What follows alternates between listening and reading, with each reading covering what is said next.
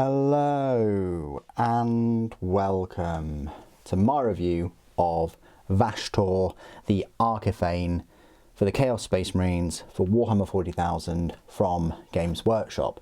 Now this miniature will cost you £60 and consists of 47 plastic components and an 80mm round base. His rules are free on the Warhammer community website, and they are going to be the rules that I will be going through a little bit later on in the video. But firstly, as always, I'll be looking at the miniature up close and looking at all the detail. There are no spare parts, so I'm not going to go through those, but then I will compare him to a nice exhaustive list of Chaos Space Marine minis, and finally we will then talk about his rules. So the elephant in the room really is the price. It's £60. When I first saw the price, I thought, wow, that's pretty expensive. I would have expected him to be 50. I still think that 60 is too much. I really do, because of like the thinness of the miniature and the overall kind of presence that it brings. But I think there are a couple of reasons why it's pricey. First of all, he has 47 components, which is 30% more than the Catan Shard of the Void Dragon. Yes, the Catan Shard of the Void Dragon is more impressive, I think, but it is now £75. Another reason is the rules. He's got pretty decent rules. He's a high power points cost, a high points cost. His weapons do a decent amount of damage, and he's very survivable too, along with some big buffs that he can give enemy units and vehicles. He's got a big buff bubble for his abilities. So I think that's another reason. And of course, the final sort of reason is you're only ever going to get one of these. You're not going to get multiple. Your army can only ever include one as well. So Games Workshop and Forge World, actually, they do like to factor that in when they're calculating a price for a model, like how many are they going to sell realistically. I mean, this is a special character for an army that you'll only ever buy one, if you buy one at all. You know, Demon Princes, Be'lakor, Terminator Lords, even characters. There's so many HQs available for Chaos Space Marines. And we're just talking like vanilla Chaos Space Marines. We're not even talking about like Death Guard or Thousand Suns, or now, of course, World Eaters. So I think they're the reasons behind that. Now there is a cheaper, I say cheaper way of picking him up, and that is of course in the Wrath of the Soulforged King box set, which is still around, still available, and you can pick that up for £130. Azrael is pretty much almost £30, it's £27.50, so that's £90. So for £40 you are getting, yes, some old Deathwing miniatures, but you're also getting a box of 10 Intercessors, which is pretty much £40, and you're getting the Obliterators, another Venom Crawler, and 10 Chaos Cultists. And they are the new cultists from not that long ago. So that might be a more cost efficient way, if you don't have some of the other miniatures in the set, of picking up Vashtorr. With a discount, you're probably going to get that box set for around about £100. And with everything included, you could easily say that Vashtorr is free in the box set. So there is that. Let's have a look at the miniature himself then, individually, up close. He is a nice looking mini. He's on this big kind of 80mm base, which is a Leviathan and Doredio sized base. He was a bit of a project to put together, you know, 47 parts. The base itself, I like part of the scenic base. I like all the rocks and then these mechadendrite type tendrils coming in where his staff has touched. I think that's a nice touch. Then he's got this hammer, and his wings, I really don't think they're functional at all. Are they weapons? I don't know. I guess so, maybe. He could swivel them around and swipe at you. I like this flamer weapon in his clawed hand. I do like that long clawed hand that he's got. His other arm looks a bit odd, but I guess, it's not gauntleted or anything. It's just an arm, but you can see the mechanisms and the machinery. It's just almost like It's a fusion of flesh and machine and metal. I do like this tail that goes all the way from the top of his exhausts and his power plant things. He's got these hooved metallic feet.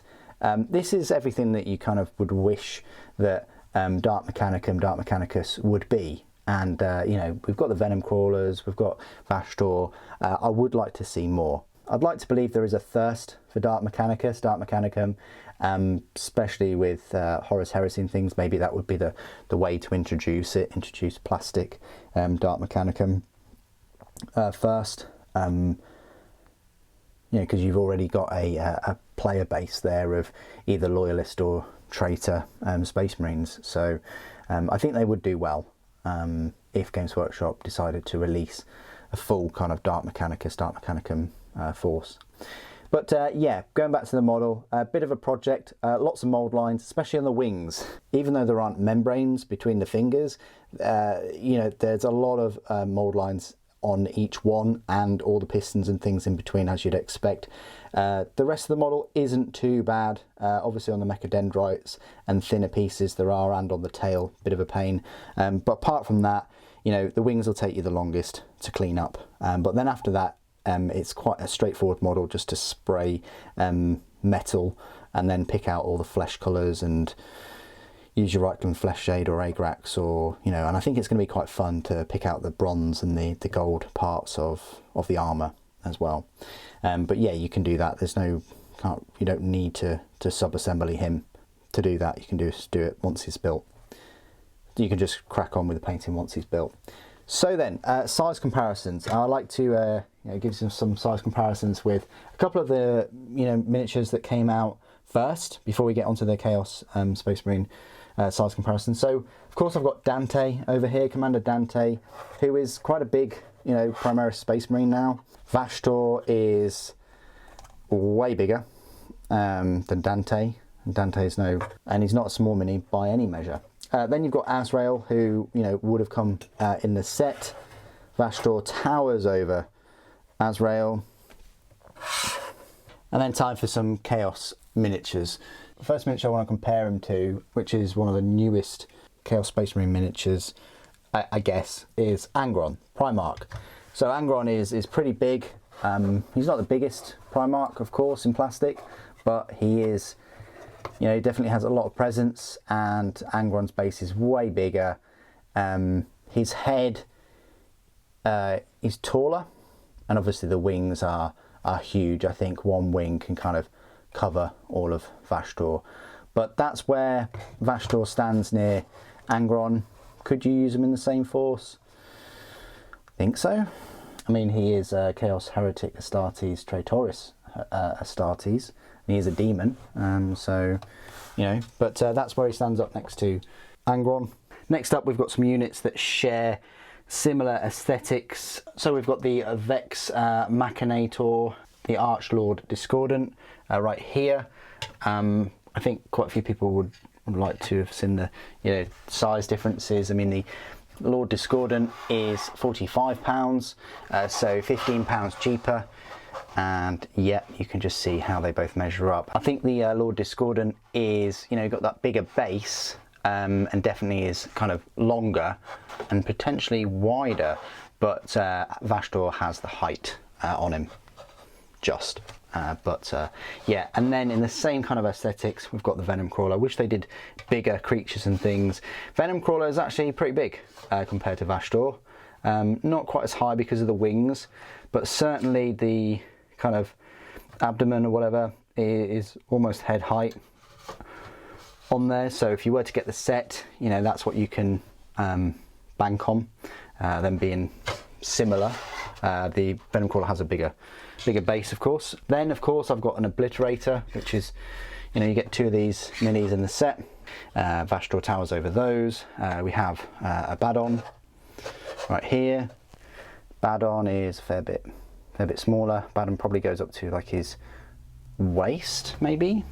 Then a couple of kind of marine-sized miniatures to compare. I've got a Terminator. I've got a normal Space Marine. I've got a Possessed, which is actually bigger than a Terminator. and then we've got a traitor guardsman, which is proxying for my cultist at the moment. So as you can see, he's going to be the tallest Chaos Space Marine mini that you'll have, most probably, other than like a Chaos Knight, which I don't have nearby, but I do have a Heldrake. Woo!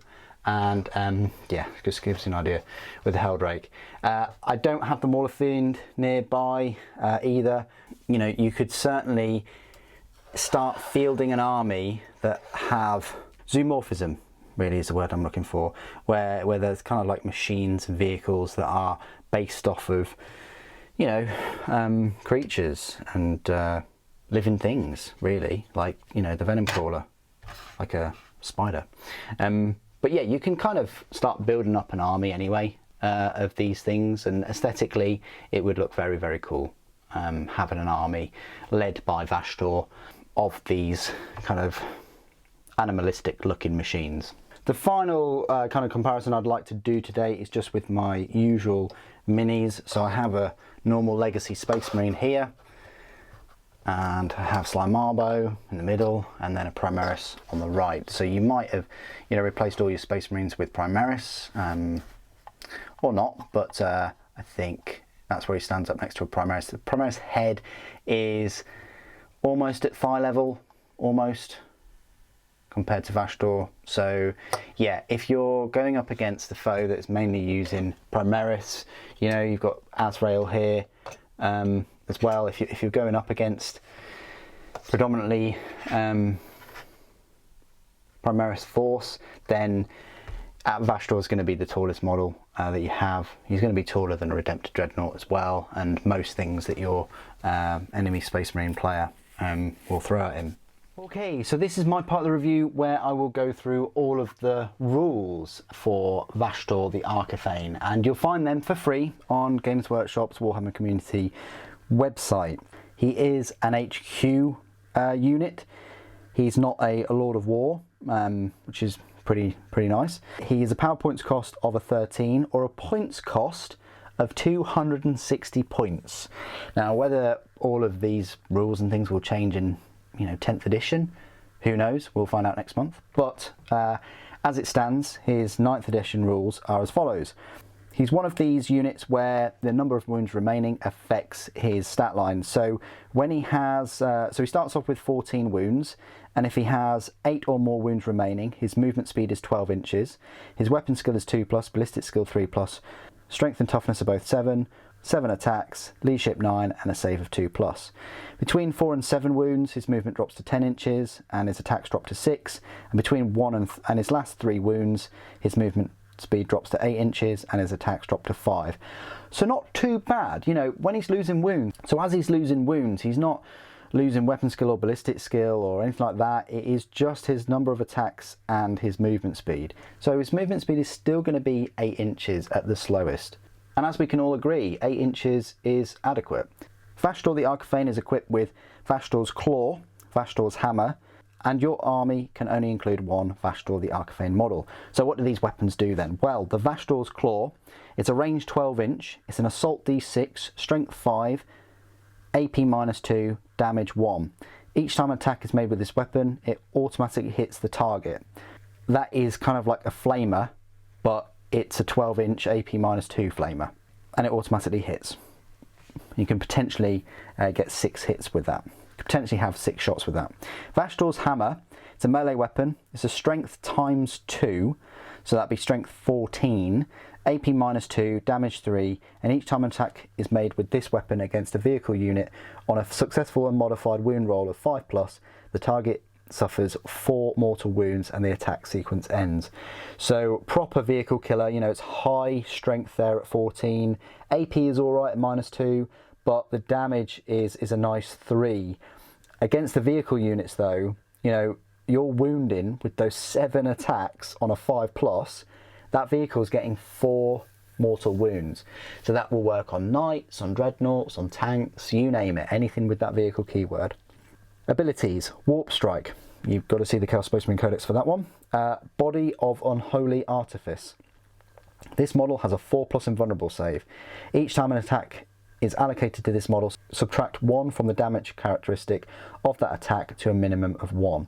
That's pretty good, you know, so he's got a 2+ normal and a 4+ invulnerable, and you're removing 1 damage from it. Will of the Arkifane. So these are some command phase abilities. In your command phase, you can select one of the following abilities. Unholy Mechanisms.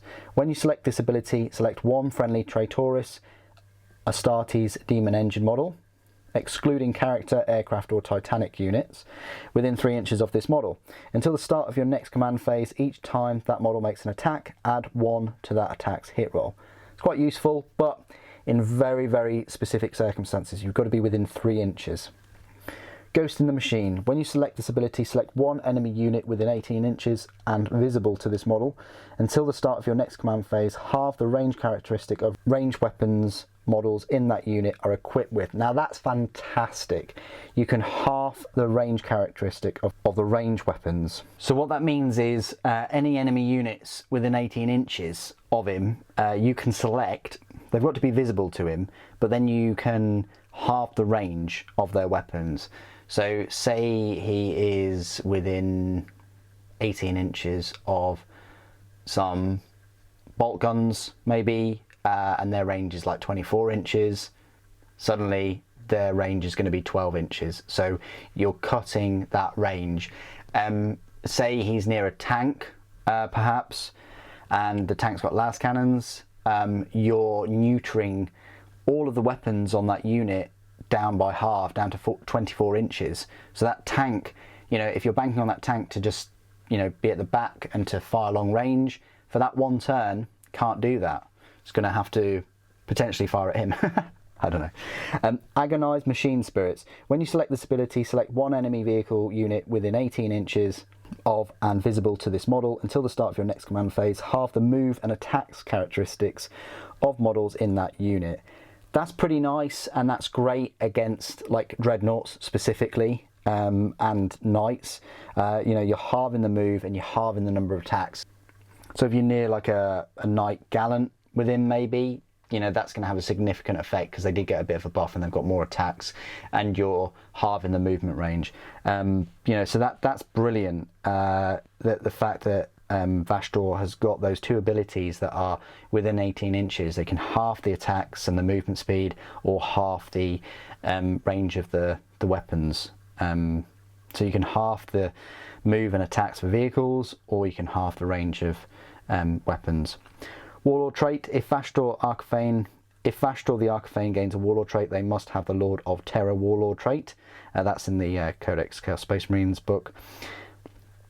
Keywords: Chaos, Heretic Astartes, Traitoris Astartes, Monster Character, Fly, Demon, Agent of Chaos, Vashtorr the Arkifane. So there you go. They're the rules for him. Pretty beefy. You know, he's got that. He's gonna do a lot of damage in combat. I would have liked to have seen more abilities though. Like, instead of using the hammer, he could use that bladed claw as an actual melee weapon, rather than just the you know, the flamer melter kind of thing that's on there. I would have liked to have used him used his Dark Mechanicus, like make a dendrite somehow, repairing, I say friendly Dark Mechanicus units, or Chaos Space Marine units and tanks and all those sort of things. I would have liked to have seen some kind of like scrap code rule. I mean, he's got these speaker grill things on the front of him. Maybe he's blurting out some scrap code that could affect you know, the enemy. I guess maybe that Ghost in the Machine and Agonized Machine Spirits kind of, you know, are that on the battlefield. But overall, I'm quite happy with both the model and the rules, and no doubt they'll probably expand on them in 10th. We will see. His vulnerabilities, of course. So he's a fast moving unit at movement 12 inches. He's very durable with the toughness 7 and a save of 2+ and a 4+ invulnerable save, and halving the damage characteristic of the attack, and subtracting 1 from the damage characteristic of any attack. But you can definitely whittle him away with weight of fire. He's an expensive model at 260 points. He doesn't have any long range capability at all. The longest range weapon he's got is that like flamer type claw, which I guess effective range is 24 inches. So as long as you're more than 24 inches away from him, you should be fine. Take him out with some high-powered bolt rifles, heavy bolt rifles, or las cannons, or plasma cannons even. Just whittle him down. But be careful not to get any of your units within 18 inches of him, so he can use those command abilities. What do you guys think of Vashtorr the Arkifane? Other than the price point, the rest of him has met my expectations. Please do put your thoughts and opinions down in the comments below. Thank you for joining me today. Thank you for watching. Death to the False Emperor.